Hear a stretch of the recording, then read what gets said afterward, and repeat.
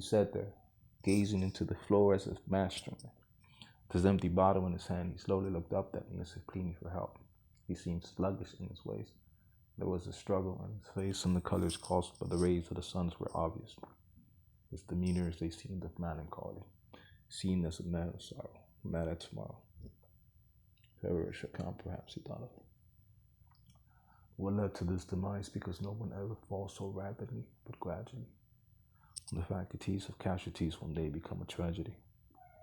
Like that day in New Orleans, the day where drops of rains were impregnated with the righteous wrath of devastation.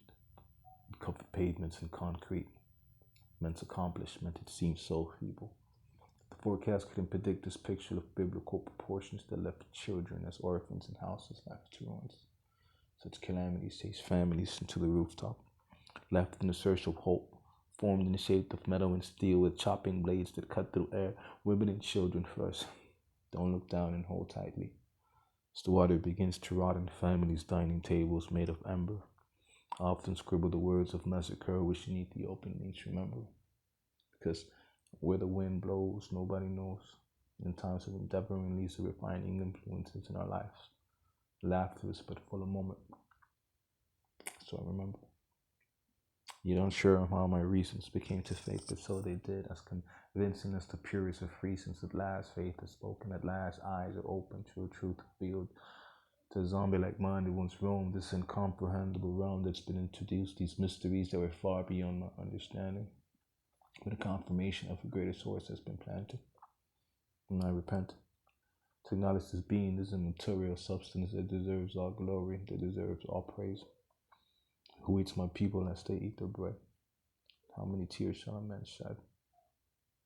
In the tossing and turning amongst their bed, only to hear the words of one who said, "In me is the truth."